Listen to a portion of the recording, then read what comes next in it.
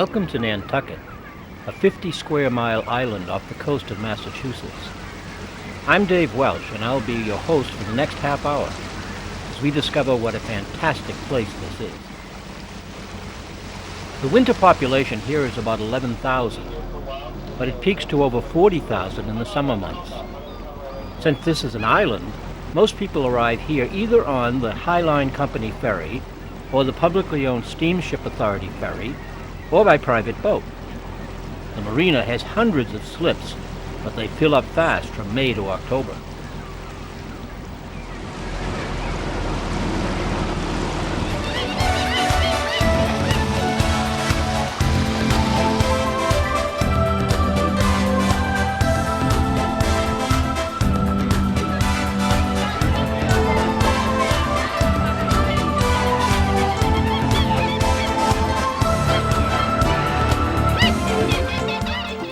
Many of the island visitors stay right on their boats for their stay on Nantucket, so the dock area also remains quite active 24/7.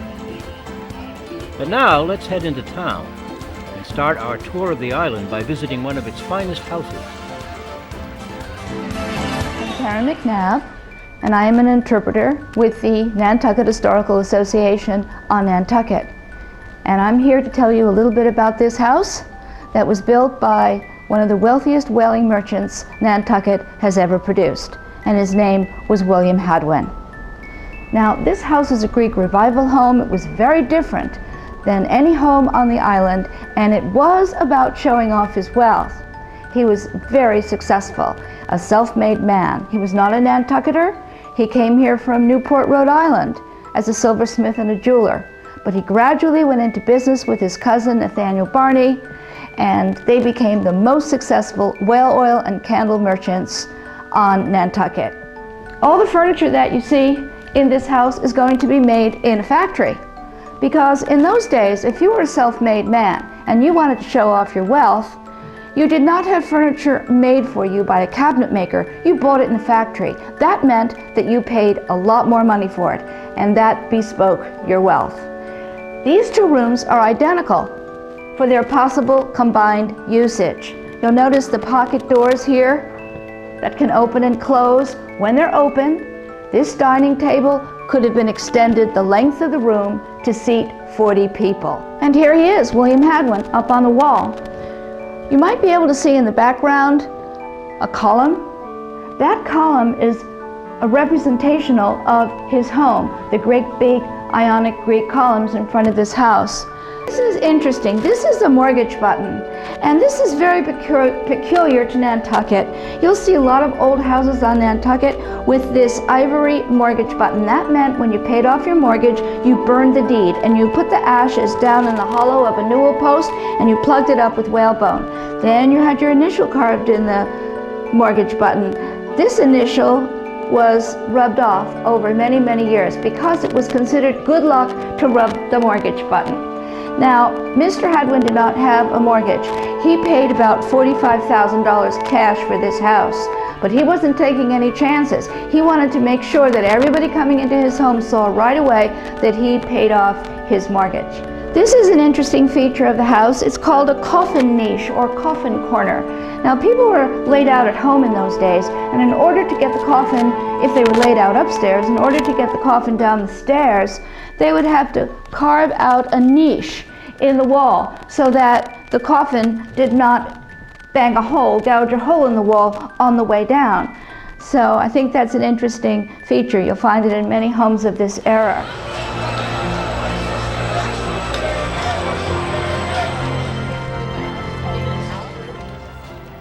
For more than 150 years, the island of Nantucket served as the center of the world's whaling industry. Today, however, the island's economy is centered on tourism. The downtown area developed much of its present appearance in the 18th century, and walking through the cobblestone streets gives a visitor a sense of what life was like in a bygone era. There are no glitzy shopping malls or glass-faced mega hotels in this downtown. Rather, some quaint shops and delightful bed and breakfasts. There are even a couple of old-time lunch counters on Main Street.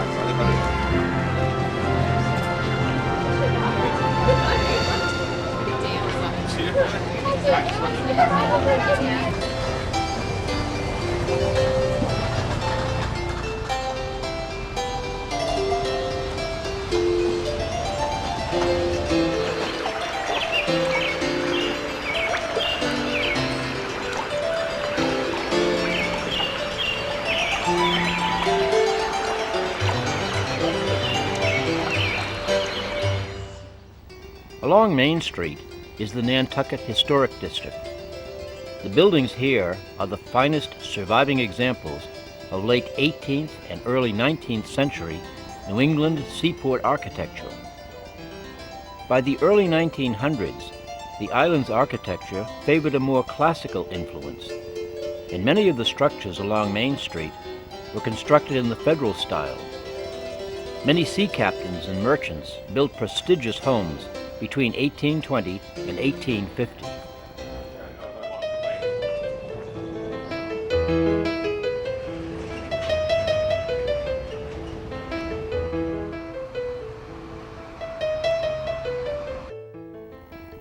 The cobblestoned streets of Nantucket were constructed from the stones used as ballast on sailing ships.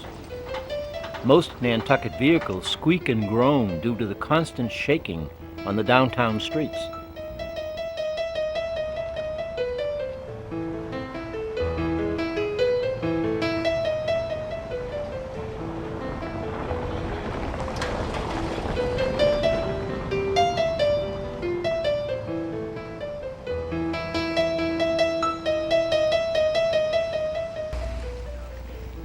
The Egan Maritime Foundation, situated in the 19th century Coffin School, supports the nautical training of Nantucket's young people.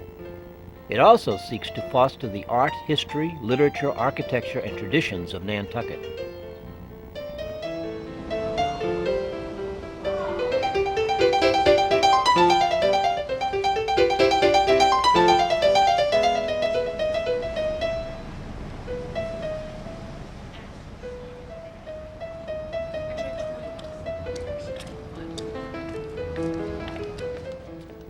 I'm told that the widows' walks on Nantucket houses weren't initially built to watch for incoming ships, but rather they stored bags of sand which could be spilled into the chimney if there were a fireplace fire. I didn't know that before.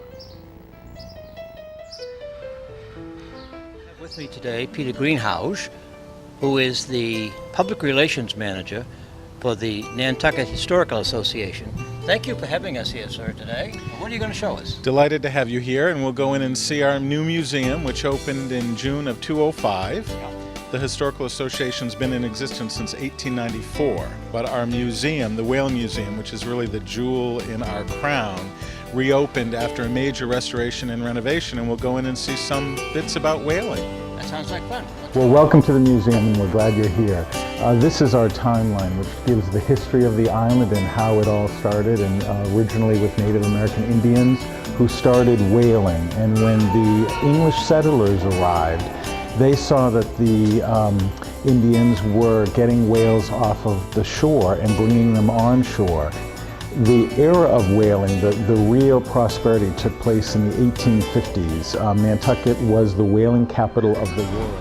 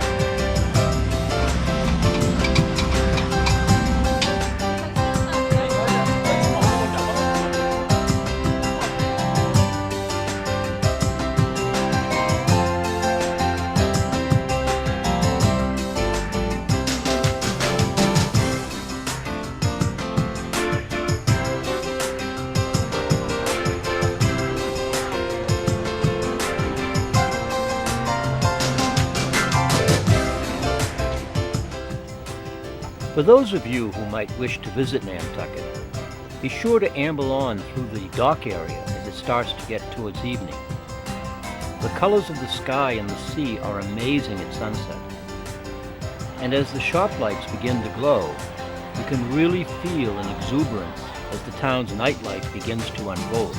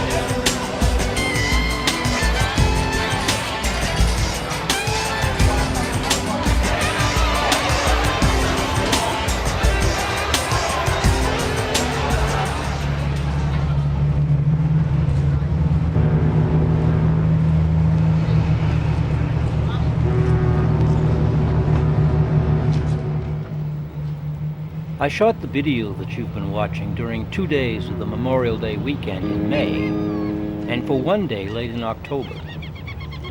On these 2 visits to the island, I found the people of Nantucket to be most hospitable, friendly, and cooperative. I hope you'll feel the same when you visit this very quaint and picturesque island. But now it's time to catch the high-speed ferry back to the mainland. And until I see you again on the next Let's Visit program, I'm Dave Welsh saying au revoir for now.